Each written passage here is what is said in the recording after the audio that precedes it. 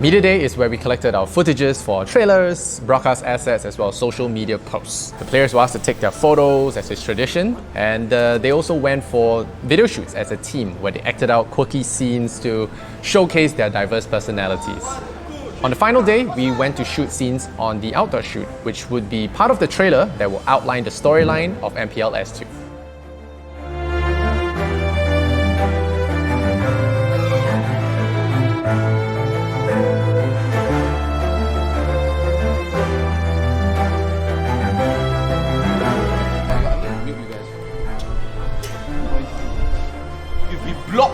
Virtually block. Hey bro, you know what? Yeah, Granger. High Grill.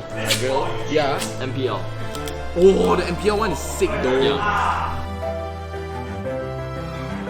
3, 2, 1.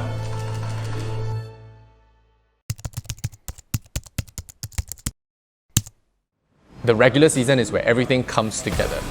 We have been practicing for about a week before, but this is where everything goes live.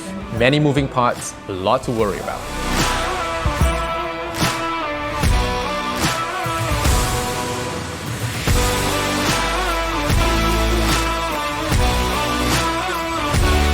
Being a player is more draining because you need to think throughout the whole game time.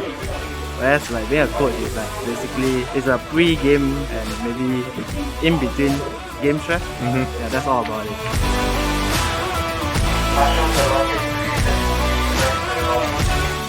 it. Usually we'll try to accommodate as much as we can with the local community. As long as they are reasonable, we try and make sure all the talents and the players in here are definitely well taken care of and make sure that they don't feel uncomfortable whatsoever. I think it's just you need to get used to the illustrator. Usually players are just here to play, and once they play and they win, they're happy. They lose, they're not. Alright, then Marvin was good. Although there's a pause button here, right? You don't use pause button because right, on that side the replay will continue running. So when you press play, right, you jump to the whatever. So with games like this, right, I would say with no player function, you must basically catch all the kills in all action, because once you miss it, right, it's more or less gone forever. So I'll say that was the biggest issue when it comes to game directing. So basically now we have a larger team, so we have with more observers and a dedicated replay person. I think things is with more eyes on the game, right, it's a lot better for us now. Easier, much easier. Burst one then you die, okay. I mean burst the core lah. Imagine you're like, you know this kind. What's going on? Long die is okay. I don't think If you can deal like a lot of damage, like half of the HP, the whole team, why not? Reverse! Roll! 3, 2, 1. Kick it!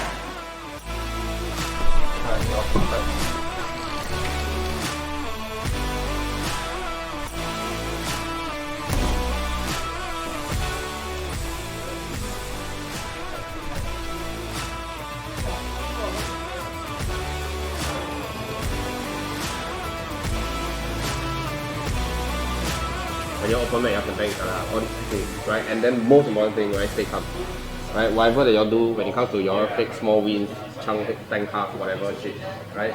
Take the small wins, reset, look for the best option. Oh, Link of Dreams. Oh! Hey, that's one of hey.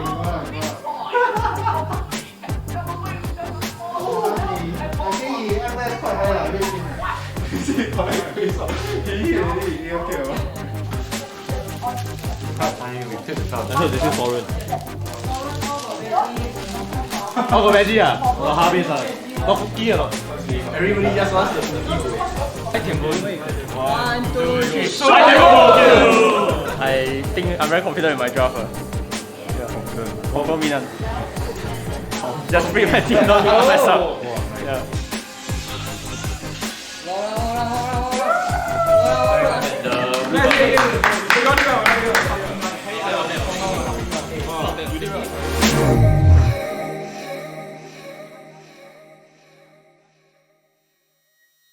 Must see whose judgment comes to the matter first.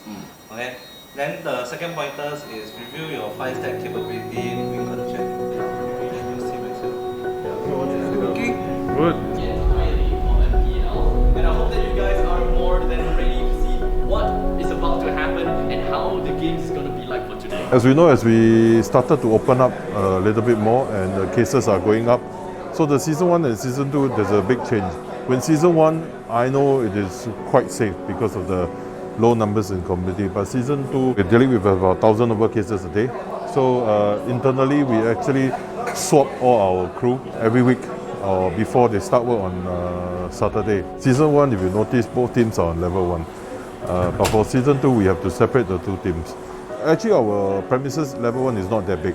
So two teams are actually very close to each other. They are like 2 to 3 meters next to each other. So wherever they shout instruction, the other team will probably hear that. So in order to prevent that again for this season, we came up with the idea to teleport one of the team into level 1 and separating them into 2 different premises, level 1 and level 2. So it is something that has not been done, in a lot of esports production. So we actually teleport one of the team into the same virtual space. Anyone can do a virtual set, and sometimes it can be in 2D. But in this instance, we actually built the virtual set in 3D itself. And it gives us a possibility to maneuver within the 3D space. That's why you can see from the main caster, when we flip to the interview, it is actually within the 3D virtual set space using Unreal, using a virtual camera pan from left to right. In the past, imagine if you want to do this live, you probably have to have a much bigger space. And this is what 3D virtual set actually gives us, the edge in terms of space-wise.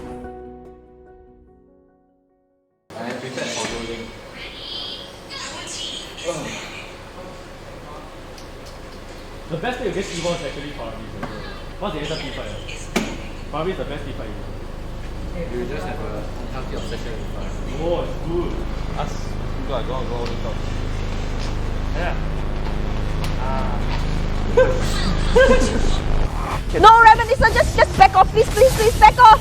Please, back off, don't go in. Okay, Potato actually going in the Lycan Pulse right now, but is here going to be chasing up on top of Reminiscent. And now Mickey coming in a little bit slow this time around. The bombs coming in, take away, trying to kill, lands the ultimate on top of Potato looking very low at the same time. He's going to actually go down. Their mortality will be popped at the same time, but he's going to be free food over the side of Mickey, giving the shutdown, seeing the Mickey, the Godlike, and take away his pandemonium over the side of the EVOS as JBL, the sole member left of the EVOS.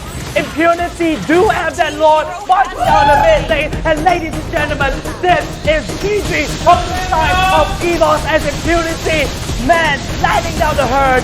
This Mikumi hits like a truck, and so does that Lord as it crash on top of EVOS, giving EVOS that upset, giving Impunity 1 game.